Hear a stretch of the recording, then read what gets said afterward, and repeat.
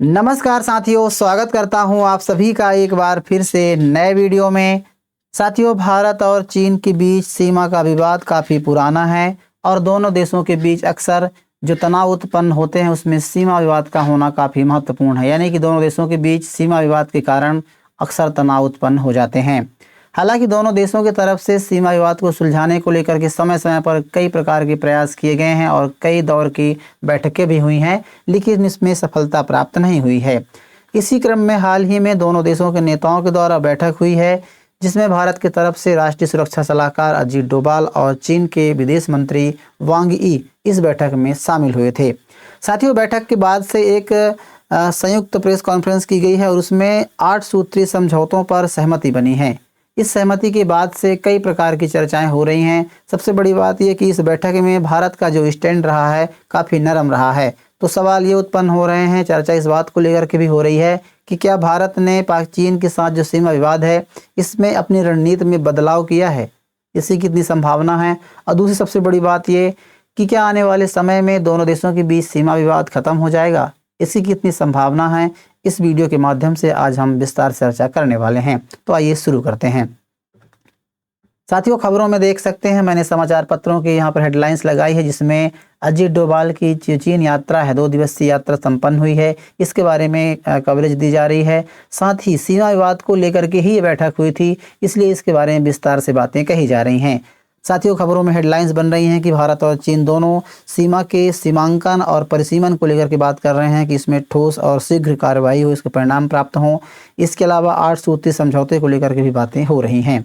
और सबसे बड़ी बात यह है साथियों, कुछ समाचार पत्रों में जो ये बैठक हुई है वो 25 अगस्त को अजीत डोभाल जी इस यात्रा पर गए हुए थे, और जो ये 8 सूत्रीय समझौता हुआ है या फिर इसकी जानकारी निकल कर आई है वो 2 दिन बाद आई, यानी कि 24 घंटे की देरी की बात से आई है। तो इसको लेकर के भी कई प्रकार की चर्चाएं हो रही हैं। तो इन सभी विषयों पर हम बात करेंगे। आपको बता दें खबर की, दरअसल हाल ही में 25 अगस्त को भारत के राष्ट्रीय सुरक्षा सलाहकार अजीत डोभाल चीन की यात्रा पर गए हुए थे, और चीन की यात्रा पर वो 25वें दौर की जो भारत और चीन सीमा विवाद के बीच जो बैठक है इसमें शामिल होने के लिए गए थे। साथ ही वहाँ पर दोनों देशों के नेताओं के द्वारा मुलाकात हुई है, बैठक हुई है, जिसमें चीन के विदेश मंत्री वांग यी विशेष प्रतिनिधि थे और भारत की तरफ से राष्ट्रीय सुरक्षा सलाहकार अजीत डोभाल जी ने भाग लिया था। इस बैठक में दोनों पक्षों ने 8 सूत्रीय सहमति पत्र जारी किया, जिसमें 8 बिंदुओं पर चर्चा की गई है, जिसमें दोनों देशों ने सहमति ली है। साथ ही ये यात्रा अपने आप में काफ़ी महत्वपूर्ण मानी जा रही है, क्योंकि यात्रा अजीत डोभाल जी की ऐसे समय पर हो रही है कि आने वाले समय यानी सितंबर के महीने में भारत ब्रिक्स देशों की मेजबानी करने जा रहा है, और जिसमें चाइना ब्रिक्स का सदस्य देश है। और इसमें सबसे बड़ी बात यह है कि चीन के राष्ट्रपति शी जिनपिंग की इस ब्रिक्स समिट में भाग लेने की संभावना है। तो हो सकता है कि आने वाले समय में या फिर अगले महीने में चीन के राष्ट्रपति भारत की यात्रा पर आएँ। तो ऐसे में प्रधानमंत्री मोदी के और चीन के बीच द्विपक्षीय वार्ता होगी, बैठक होगी, जिसमें इस चीज़ को यानी कि सीमा विवाद को और आगे बढ़ाने की भी संभावना बताई जा रही है। तो इस प्रकार से इस जो यात्रा है इसकी काफ़ी अहमियत मानी जा रही है। साथियों, दोनों देशों के बीच सीमा का जो विवाद है इसको मैं आपको मैप में समझाने का प्रयास करूंगा। आप सभी जानते हैं जब से भारत आज़ाद हुआ है उसके बाद से चीन भी एक बहुत बड़ा दुश्मन रहा है भारत का, जो सीमा को लेकर के काफ़ी ज़्यादा कैप्चर कर रखा है, चाहे वो LAC हो, लाइन ऑफ एक्चुअल कंट्रोल हो, या फिर अक्साई चीन जिसे हम कहते हैं, अरुणाचल प्रदेश का जो हिस्सा हो जिसे अपना पूरा एरिया बताता है चाइना। इसके अलावा हिमाचल प्रदेश हो, उत्तराखंड हो, सिक्किम का डोकलाम हो, तो ये कई क्षेत्रों पर विवादित एरिया है जहाँ पर चीन अपना दावा करता है और लगातार ये मामला मतलब तनाव में बना रहता है। तो जैसा कि आप सभी जानते हैं कि चीन का जो एरिया आप देख सकते हैं, मैप मैंने यहाँ पर लगाई है, जो पूरा भारत का मैप है। ये उत्तर में आप जो जम्मू कश्मीर लद्दाख वाला एरिया जिसे चीन के कब्जे में अक्साई चीन है, यहाँ से लेकर के एक सीमा रेखा निकलती है, और हिमाचल प्रदेश, उत्तराखंड, इन सभी जिलों पर, सभी राज्यों पर इसकी सीमा साझा करता है, जिससे लगभग भारत का साथ जो सीमा साझा करता है वो 3800 किलोमीटर की सीमा साझा करता है। इसमें क्या है कि 3 सेक्टरों में ये क्षेत्र बटा हुआ है। जैसे जो लद्दाख वाला एरिया जिसे अक्साई चीन कहते हैं वो वेस्टर्न सेक्टर कहलाता है। हिमाचल प्रदेश और जो उत्तराखंड का एरिया है वो मिडिल सेक्टर, और जो अरुणाचल प्रदेश का जो एरिया है और ये भूटान वाला मतलब कि जो सिक्किम वाला है, डोकलाम वाला, ये ईस्टर्न सेक्टर कहलाता है। तो इन सभी को मिलाकर के बात करें तो लगभग 3800 किलोमीटर की सीमा साझा करता है, और इस पर विवाद है। आप इस मैप में देख सकते हैं जिसके बारे में और विस्तृत जानकारी निकल कर आती है कि जो आप पीले कलर में जो आप देख रहे हैं ये चीन के कब्जे में है। जितना भी आप देख पा रहे हैं ये चीन से मतलब मानता है कि चीन का है, लेकिन इसमें चीन के कंट्रोल में है। लेकिन जो अरुणाचल प्रदेश वाला हिस्सा है, जिसे अरुणाचल प्रदेश में पूरा भारत का कंट्रोल है, लेकिन पूरे अरुणाचल प्रदेश को चीन मानता है कि ये चीन का हिस्सा है, यानी तिब्बत का हिस्सा है। तो इस प्रकार से विवाद उत्पन्न होता है। इसके अलावा सिक्किम में डोकलाम का जो एरिया है, यहाँ पर विवाद होता है। इसके अलावा गलवान घाटी में झड़प हुई थी, इसको पेंगोंग लेक के पास, यहाँ पर भी काफ़ी विवादित एरिया है। तो मतलब जो छोटी छोटी चीज़ों को बात करें तो काफ़ी क्षेत्रों में इसका साथ जो है डिस्प्यूट है। अब साथियों, ऐसा नहीं है कि इन दोनों देशों ने मतलब कि इस विवाद को सुलझाने का प्रयास नहीं किया है। समय समय पर कई प्रकार के प्रयास और कई दौर की बैठकें भी हुई हैं। और इस सीमा विवाद में एक महत्वपूर्ण जो दौर माना जाता है, महत्वपूर्ण जो बैठक माना जाता है, वो 2005 में हुआ था। 11 अप्रैल 2005 को नई दिल्ली में भारत के प्रधानमंत्री तत्कालीन जो समय डॉक्टर मनमोहन सिंह और चीन के प्रधानमंत्री वेन जियाओ की मौजूदगी में ये समझौता हुआ था। इस समझौते के दौरान अभी जो समझौता हो रहा है, अभी दोनों देशों के बीच जो बैठक हुई है, इसको आधार मान करके ये बैठकें हुई है। अभी जो भी बातें हो रही हैं, मतलब इसको बेस मान करके बातें हो रही हैं। साथियों, इस समझौते के दौरान 2005 में सीमा का अंतिम समाधान शांतिपूर्ण तरीके से निकालने के बारे में बात हुई थी। यानी कि विवाद, लड़ाई झगड़े के माध्यम से सीमा का विवाद नहीं निकाला जाएगा, दोनों देशों के बीच जो शांतिपूर्ण समझौते से मतलब बातचीत से निकाला जाएगा, ये बात हुई थी। दूसरी चीज़, एक दूसरे की रणनीतिक चिंताओं का सम्मान होगा। जिस प्रकार से दोनों देश लगातार आज़ाद हुए थे, उसके बाद से जो स्थिति दोनों की लगभग सेम थी। वो अलग बात है कि चीन आज काफ़ी आगे निकल गया है इकोनॉमी के क्षेत्र में, हर एक क्षेत्र में। लेकिन जब आज़ाद हुआ था भारत, तो चीन और भारत की जो स्थिति थी लगभग एक समान ही थी। इकोनॉमी के क्षेत्र में हो या फिर व्यापार के क्षेत्र में लगभग समान थी। लेकिन आज स्थितियाँ अलग हैं। तो उस समय बात कही गई थी कि रणनीतिक चिंताओं का सम्मान किया जाएगा। इसके अलावा आबादी वाले क्षेत्रों को महत्व दिया जाएगा, क्योंकि जहाँ पर आबादी है और वहाँ पर जो सीमा पर जो लोग बसे हुए हैं, तो उनका ध्यान रखा जाएगा। इसमें कहा गया था कि यानी पहले से जो बसे हुए लोग हैं उनको हित में ध्यान रखा जाएगा, यानी कि उसकी स्थितियाँ हैं वो बदली नहीं जाएंगी। इसके अलावा यथास्थिति बदलने के लिए बल का इस्तेमाल नहीं होगा, यानी कि किसी प्रकार का जोर जबरदस्ती या बल का प्रयोग नहीं किया जाएगा, जिससे क्या कि बातचीत के जरिए आगे बढ़ाने की बातें जताई गई थी। एलएसी की स्थिति को स्पष्ट करने की प्रक्रिया पर बल दिया गया था कि दोनों देश अपने अपने तरीके से, अपने अपने दृष्टिकोण से एलएसी का जो एरिया है इसको स्पष्ट करें और बातचीत के माध्यम से सुलझाने का काम करें। तो इस प्रकार की कई महत्वपूर्ण बातें हुई थी।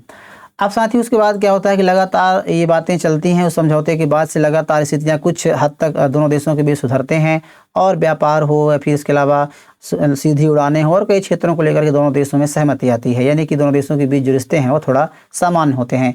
लेकिन एक बड़ी घटना घटती है 2020 में।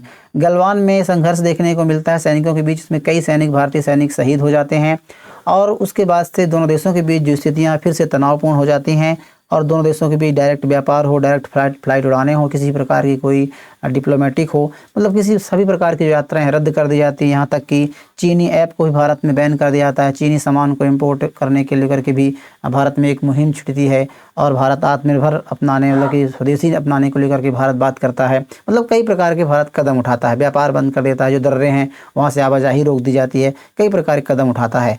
फिर उसके बाद से लगातार ये तनाव बना रहता है। 2024 में अक्टूबर में एक बार फिर से दोनों देशों के बीच बातें होती हैं, और जो एरिया है, जो एलएसी में जो एरिया, लद्दाख में जो एरिया, देपसांग और डेमचोक में, जहाँ पर सेना की जो गश्ती होती है, आमतौर पर सीमा की जो निगरानी रखी जाती है, उन पर निरस्त्रीकरण, मतलब कि बिना शस्त्र के साथ, बिना अस्त्र के साथ, मतलब किसी उसके मतलब गश्ती की जाए, इस प्रकार की बातें होती हैं।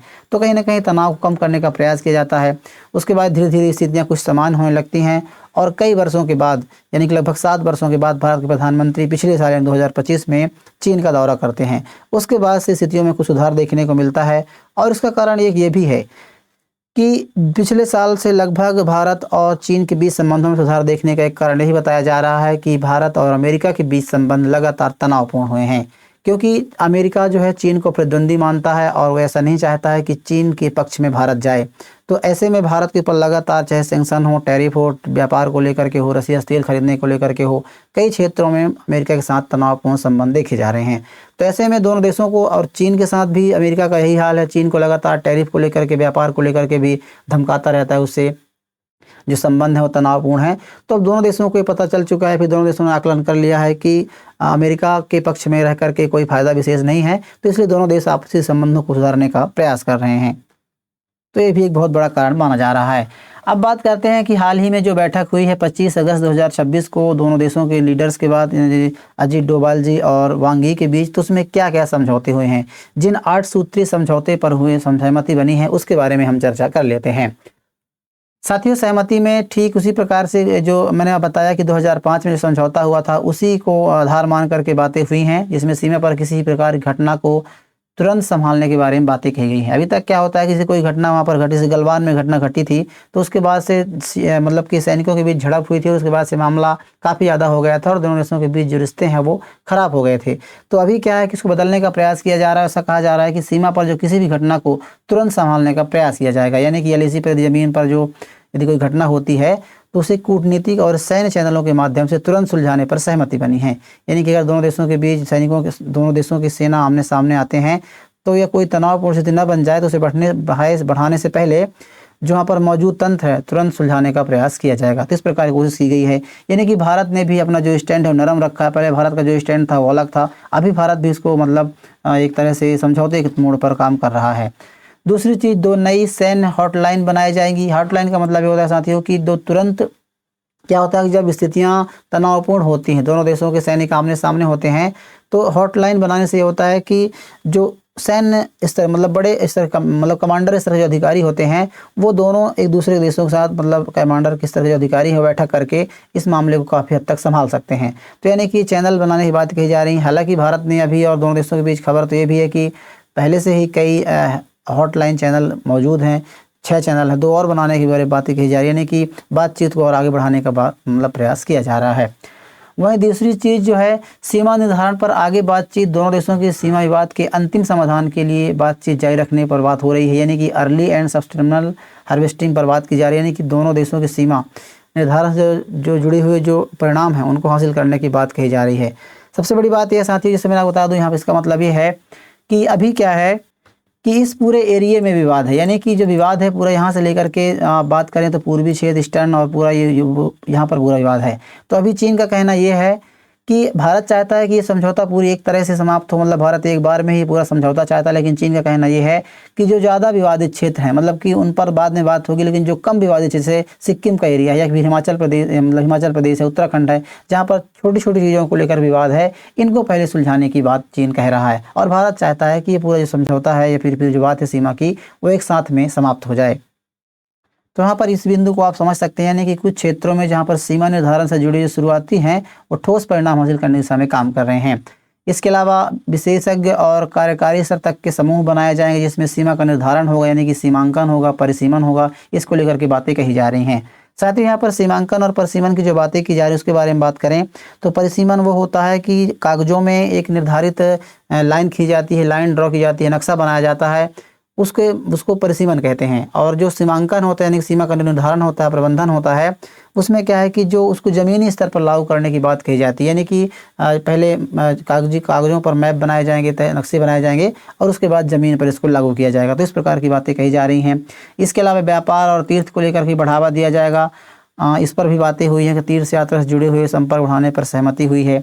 इसके अलावा नदियों पर बातचीत होगी, जो डिस्प्यूट है नदियों को लेकर के विवाद है उस पर भी हाई लेवल की जो एक्सपर्ट लेवल की बैठक है वो होगी। और हाइड्रोलॉजिकल डेटा साझा करने पर भी बातचीत हुई है, यानी कि आने वाले समय में जब यात्रा होगी अभी तो उसमें एक दूसरे जैसे डैम बना रहे हैं, कोई किसी प्रकार का इंफ्रास्ट्रक्चर बना रहा है नदियों पर, तो उसके बारे में जानकारी साझा की जाएगी, इस पर भी बातें हुई हैं। इसके अलावा 2027 में भारत और चीन के बीच जो वार्ता है एसआर की, यानी कि सीमा विवाद को लेकर के 26वें दौर का, अभी 25वें दौर का वार्ता था, 26वें दौर की वार्ता उसको आयोजित करने पर सहमति हुई है।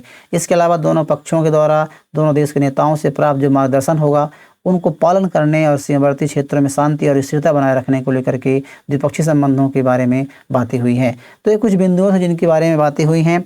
तो इससे उम्मीद है कि आने वाले समय में सीमा पर जो तनाव रहता है इसको काफ़ी हद तक सुधारने में मौका मिलेगी।